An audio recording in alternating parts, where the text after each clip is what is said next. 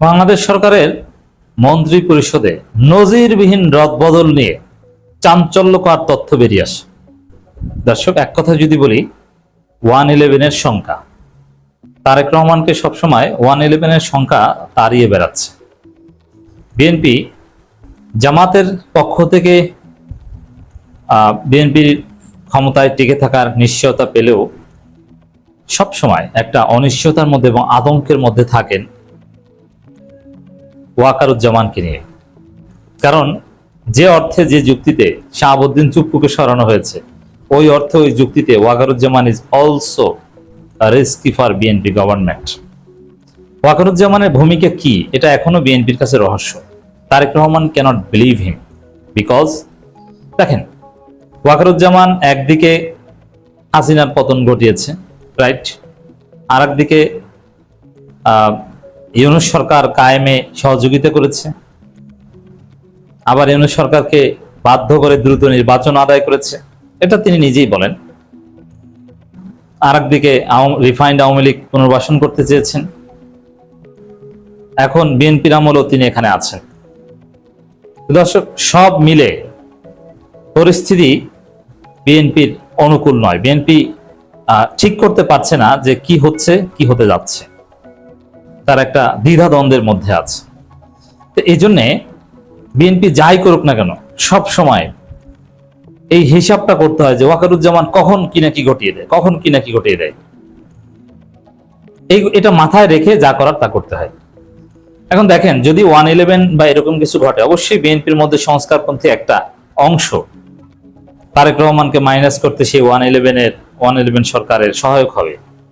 তো এইটা মাথায় রেখে মন্ত্রী পরিষদে কিছু নজিরবিহীন ঘটনা তারেক রহমান ঘটাচ্ছেন। যেমন মন্ত্রী পরিষদের সাফল, রদবদল, নতুন মুখ, কাউকে বাদ দেওয়া, it's very normal, it's up to prime minister. But আপনি দেখেন যে এখানে জহিরুদ্দিন স্বপনকে তথ্য মন্ত্রণালয় থেকে সরিয়ে দেওয়া হয়েছে, অথচ জহিরুদ্দিন স্বপন পুরো মন্ত্রী পরিষদের মধ্যে ভদ্র, নম্র, মার্জিত, যোগ্য একজন কম্পিটেন্ট পার্সোনালিটি, এবং জহিরুদ্দিন স্বপন, তার বিরুদ্ধে দুর্নীতির অভিযোগ নাই এবং ভালো পারফর্ম করছেন। তো সেক্ষেত্রে আরো অনেক ভয়াবহ ব্যর্থ মন্ত্রীদের সরাতে পারলো না। যেমন বিদ্যুৎ মন্ত্রীকে তো লাথি দিয়ে সরিয়ে দেওয়া উচিত এবং শিক্ষামন্ত্রীকে সরিয়ে দেওয়া উচিত, না, তাদেরকে সরালো না, অথচ একজন ভালো মন্ত্রী জহিরুদ্দিন স্বপনকে সরিয়ে দিল। এবং দেখেন, আমি নজিরবিহীন কেন বলছি, একজন পূর্ণ মন্ত্রীকে সরিয়ে উপদেষ্টা বানানো, সরকার উপদেষ্টা বানানো, এটা নজিরবিহীন। এটা ডেফিনেটলি তার ডিমোশন, বাট নজিরবিহীন। বাংলাদেশের ইতিহাসে কোন মন্ত্রীকে মন্ত্রিত্ব থেকে সরিয়ে তাকে প্রধানমন্ত্রী উপদেষ্টা বানিয়েছে এরকম কোন নজির নাই। কোন সরকার আমলে, সেই 72 থেকে শুরু করে সোফার কোনো নজির নেই। এই নজিরবিহীন রদবদল, একজন নিরীহ মন্ত্রীকে সরালেন কেন? জহিরুদ্দিন স্বপন সংস্কারপন্থী ছিলেন, আবার 111 ঘটে কিনা, এবার মাইনাস তারেক আসে কিনা, সেই ভয়ে হতে পারে, এছাড়া কোনো যুক্তি নেই। কারণ মন্ত্রীদের সফলতা ব্যর্থতা হিসাব করলে সব মন্ত্রণালয়ে ব্যর্থতা আছে।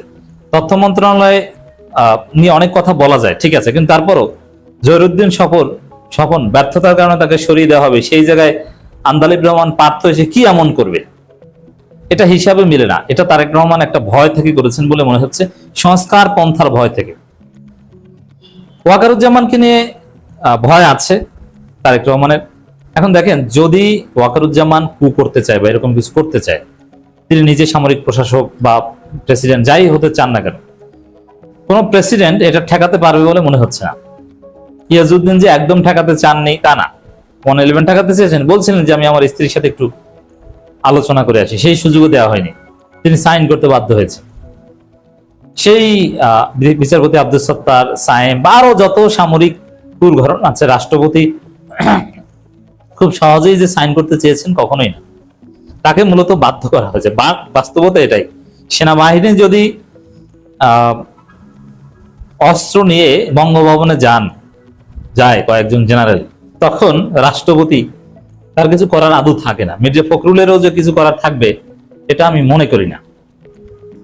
এরকম একটা পরিস্থিতি আশঙ্কা তারেক রহমান করছেন। এরপর আসেন আরেকটা রদবদল বা আরেকটা প্রতিমন্ত্রী বানানো, শামীম কায়সার লিংকনকে বিএনপির মিত্র, হেফাজত, জমিয়ত, কওমি আলেম ওলামা যাদেরকে পকেটে রাখতে চায়, তাদেরকে বাদ মানে তাদেরকে অসন্তুষ্ট করে, তাদেরকে উপেক্ষা করেও শামীম কায়সার লিঙ্কনকে ধর্ম প্রতিমন্ত্রী বানিয়েছেন তারেক রহমান। এটা কেন বানিয়েছেন?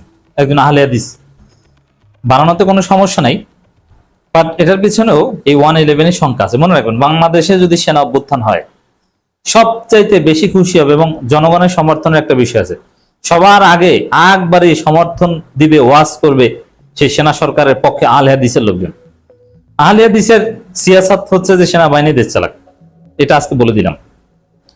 তো দর্শক, এখন ওই শামীম কায়সার লিঙ্কনকে ধর্ম প্রতিমন্ত্রী বানানো আহলে হাদিস খুশি। তা আহলে হাদিসের ওই গোষ্ঠীটা যাতে আবার ওয়াকারপন্থী না হয়ে যায়, বিএনপির পক্ষে থাকে, কারণ বিএনপি আহলে হাদিসকে যথেষ্ট মূল্যায়ন করেছে, হেফাজত এবং অন্যান্য বিএনপির মিত্রদের আপত্তি উপেক্ষা করে একজন আহলে হাদিসকে ধর্ম প্রতিমন্ত্রী বানিয়েছেন। এটা গায়ের জোরেই বানিয়েছেন, কারণ লিঙ্কনকে অন্য মন্ত্রণালয় দেওয়া যেত, তিনি যোগ্য লোক, কিন্তু ধর্ম প্রতিমন্ত্রী তাকে কেন বানাতে হবে? তো দর্শক, এই জায়গায় এখানেও একটা সংখ্যা কাজ করছে যে ওয়াকার কেন্দ্রিক হিসাব নিকাশ।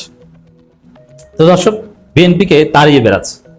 এবং আরেকটা বিষয় দেখেন যে পররাষ্ট্র মন্ত্রণালয় এখন 2 প্রতিমন্ত্রী, শামা ওবায়দ তিনিও এখনো কাগজে কলমে পররাষ্ট্র প্রতিমন্ত্রী, আবার হুমায়ুন কবির তিনিও এখন পররাষ্ট্র প্রতিমন্ত্রী।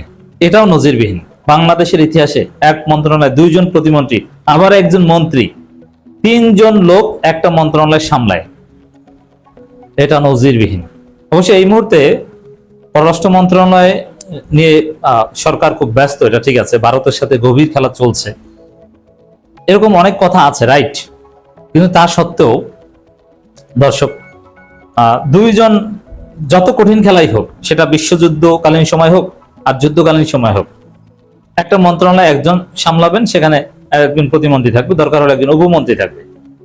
কিন্তু প্রতিমন্ত্রী 2 জন, 2 জনই দক্ষ।